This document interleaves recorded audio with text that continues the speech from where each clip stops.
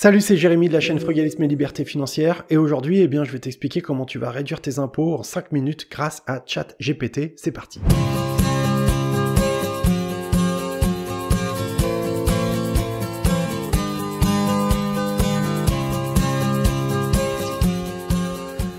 Bienvenue sur cette chaîne Frugalisme et Liberté Financière. C'est une chaîne YouTube, c'est un média qui est dédié à ton indépendance financière et qui est fait pour t'aider à avoir plus de pognon à la fin du mois, tout simplement, à améliorer ton quotidien, à avoir plus de temps, à être moins dépendant de ton job.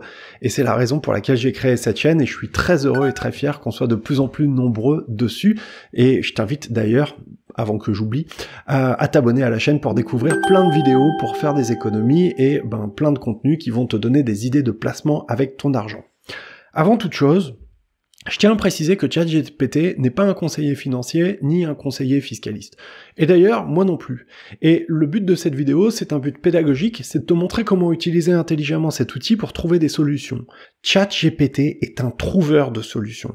Quand tu cherches des solutions pour réduire tes impôts, ChatGPT peut être redoutable. Mais il faut absolument le mettre en doute, comme tout ce que je dis d'ailleurs, et c'est la raison pour laquelle on va essayer d'obtenir des informations pour pouvoir vérifier, pour pouvoir mettre en doute tout ce qu'il nous dit. Il faut savoir également que ChatGPT n'est nativement pas encore connecté à Internet, donc l'état de ses connaissances est limité à 2021. Ce qui veut dire que tous les dispositifs fiscaux que tu pourrais utiliser et qui sont post-2021, il va pas te les proposer parce qu'il en a pas connaissance. Il faut donc pas t'arrêter à ChatGPT, c'est pas la solution qui va résoudre tous tes problèmes. Il est conseillé de pas trop partager d'informations personnelles et privées, parce qu'en fait, comme l'outil est encore en phase de développement, il y a des personnes qui sont susceptibles de lire ces informations, et tu sais pas qui c'est ces personnes-là, et t'as peut-être pas envie de partager des informations privées avec des gens que tu ne connais pas, parce que tu sais pas non plus quelle utilisation pourra en être faite. Donc maintenant qu'on a parlé de tout ça, il faut que je te parle rapidement de la composition de la prompt. Une prompt, en fait, ça va être la requête qu'on va faire auprès de ChatGPT. Plus on va rajouter d'entrées d'informations qui vont être précises, on appelle ça des inputs, et plus notre prompt va être élaboré, et plus on aura une réponse qui sera intelligente, qui sera précise, qui correspondra du moins à tes attentes. Si tout ce que je te dis ça t'intéresse, regarde vite en description de cette vidéo, tu trouveras un guide gratuit dans lequel il y a plein de solutions pour t'aider à gagner des milliers d'euros grâce à ChatGPT. Vous pouvez me retrouver en podcast sur toutes les plateformes, ça s'appelle Frugalisme et Liberté Financière. Donc, j'ai composé une prompt que je vais partager avec toi. Je veux que tu écrives comme un conseiller financier. Pourquoi j'écris ça? Parce que la toute première chose à faire, c'est de le conditionner.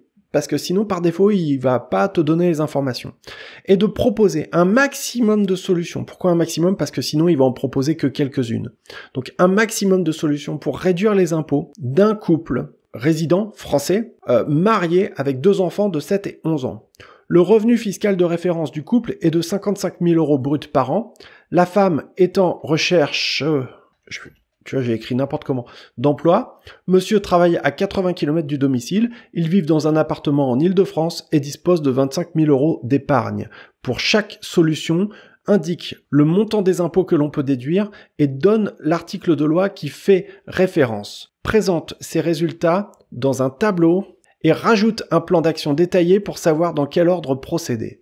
Donc en fait, on s'approche presque d'une démarche qui est de l'ordre de celle d'une analyse pour faire une proposition en gestion de patrimoine, quoi. Tu vois, c'est des outils. Attention, je suis pas en train de dire que ça va remplacer un CGP, me fais pas dire ce que j'ai pas dit.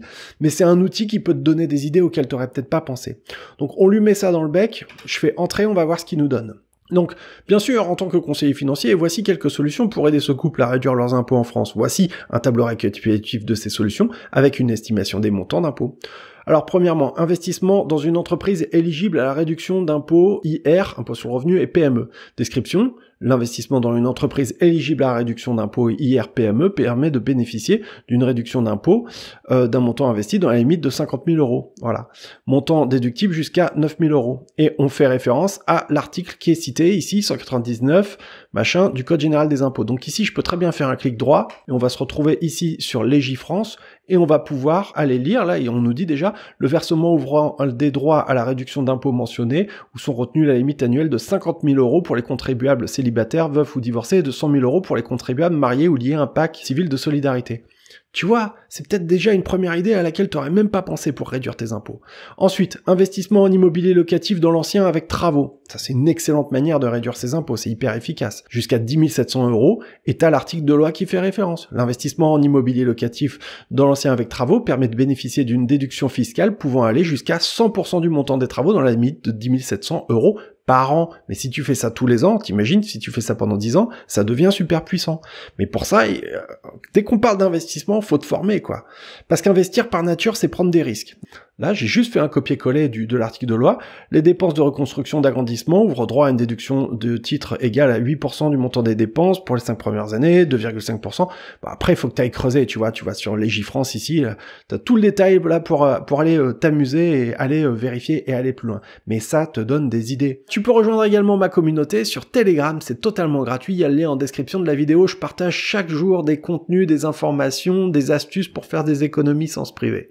3. Investissement en immobilier locatif avec la loi Pinel. Méfiance avec le Pinel parce qu'il y a tellement d'arnaques avec ce truc. Tellement d'arnaques. Franchement, c'est un tir au pigeon à cause de toutes ces pauvres personnes qui achètent des biens beaucoup plus chers que leur prix réel, leur valeur réelle sur le prix du marché parce qu'ils se sont fait empapayouter par des vendeurs de Pinel qui leur ont promis des réductions d'impôts. Certes, oui, tu réduis tes impôts, mais ça veut pas dire que tu es un enrichissement à long terme, j'insiste. Ensuite, ouvrir un plan d'épargne retraite populaire, le PERP, jusqu'à 3241. Donc là aussi, faut aller plus loin. Le PER, ça marche bien, mais faut vérifier, faut aller plus loin.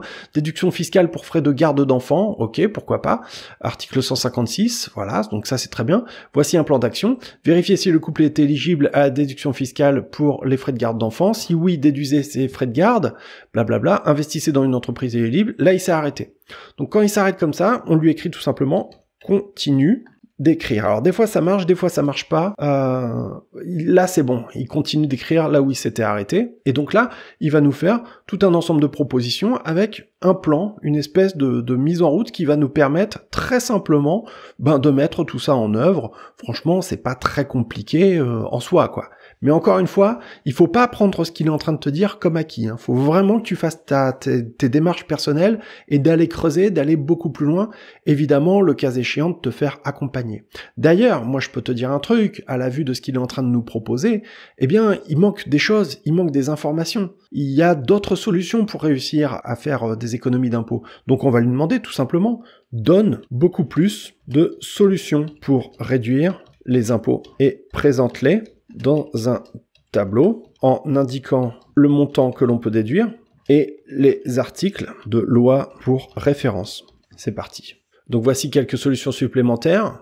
Après, tu vois, tu pourrais rajouter d'autres trucs. Par exemple, est-ce que notre couple, il a une forte aversion au risque ou pas ?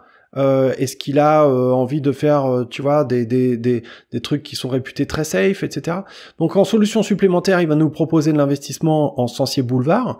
Donc ça c'est une bonne solution, hein, effectivement, jusqu'à 3410 €, hein, on est en train de parler d'immobilier, hein, bien sûr.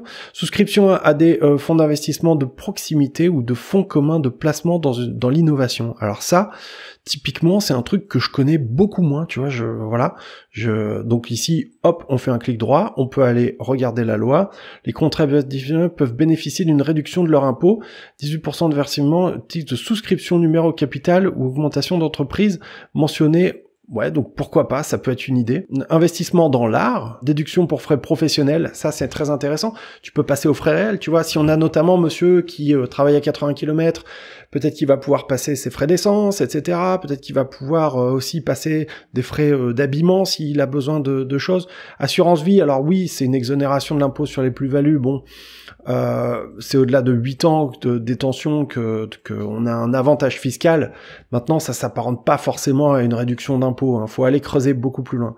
On peut lui demander, donne d'autres solutions, mais pour de l'immobilier. Faut pas t'arrêter à ce qu'il est en train de te dire, hein. Faut vraiment le presser, parce que tu sais que en France, c'est vrai que c'est le pays où on est le plus fiscalisé, mais il y a plein de dispositifs qui permettent justement de réduire ses impôts. Investissement en logement social, là aussi, il y a des solutions qui sont efficaces. Déduire les intérêts d'emprunt, ça c'est très efficace. On pourrait parler aussi des SCPI, des sociétés civiles de placement immobilier. J'ai fait une formation complète là-dessus parce que c'est un outil qui est formidable et qui peut te permettre de vraiment réduire tes impôts.